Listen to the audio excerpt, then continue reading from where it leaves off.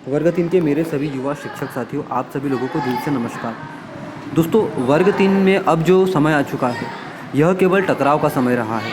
दोस्तों, वर्ग 3 में अभी इससे पहले 11 अगस्त से पहले अगर हम देखें तो दोस्तों एक ही बात चल रही थी। वर्ग 3 में पद वृद्धि के लिए 51,000 पदों के लिए लगातार मुहिम चल रही थी। और दोस्तों, यह आंदोलन इतना सफलतम आंदोलन बनने जा रहा था कि अब इसमें ऐसा लगने लग गया था कि वर्ग 3 में पद वृद्धि निश्चित हो चुकी है। और मंत्रालयों में दोस्तों वर्ग 3 में जो पद वृद्धि है उसकी फाइल पहुंच चुकी थी। और दोस्तों, विचार विमर्श के बाद वर्ग 3 में पद वृद्धि की जो प्रक्रिया है वे जल्द ही पूरी होने ही वाली थी। लेकिन दोस्तों, समय आ गया जैसे ही 11 अगस्त के दिन फैसला सुनाया गया डीएड और बीएड का। तो इसमें दोस्तों विद्यार्थी जो कि अलग अलग समूह के हैं डीएड और बीएड के, आपस में ही इनके बीच में टकराव उत्पन्न हो गया। अब डीएड वाले अभ्यर्थी चाहने लगे कि बीएड वाले अभ्यर्थियों को बाहर किया जाए, और बीएड वाले अभ्यर्थी अपने हकों के लिए प्राइमरी में शामिल रहने के लिए आंदोलन छेड़ने लगे। दोस्तों, इन्हीं चीज़ों के बीच हमारे जो वर्ग 3 में 51,000 पदों की जो मुहिम थी वे पूरी तरह से समाप्त हो चुकी है।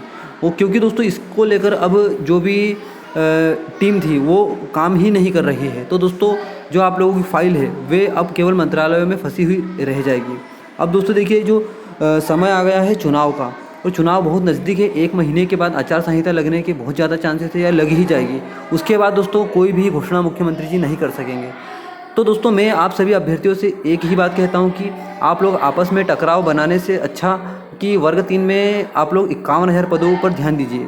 जो डीएड के अभ्यर्थी है वे अपना काम कर रहे हैं, उन्हें अपना काम करने दो। जो बीएड के अभ्यर्थी है वे अपना काम कर रहे हैं, उन्हें अपना काम करने दो। लेकिन दोस्तों, आप दोनों पक्षों के अभ्यर्थी अगर मिलकर 51,000 पदों पर कार्य करें तो दोस्तों हम लोगों के बीच में यह बात रहेगी ही नहीं कि वर्ग 3 में किसको शामिल किया जाए, डीएड को अथवा बीएड को। ज़्यादा से ज़्यादा पद शामिल होंगे तो आप सभी अभ्यर्थियों को मौका मिलेगा। अन्यथा दोस्तों कि हम दोनों को पक्षों को लड़ाकर सरकार का ही आपस में फ़ायदा होगा।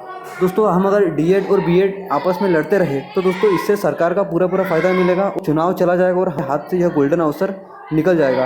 तो दोस्तों, आप सभी अभ्यर्थियों को यह गोल्डन अवसर नहीं खोना है, और एक बार फिर से हम सभी अभ्यर्थियों को मिलकर वर्ग 3 में 51,000 पदों की मुहिम को आगे बढ़ाना है दोस्तों। तभी हम सभी अभ्यर्थियों का फ़ायदा हो पाएगा।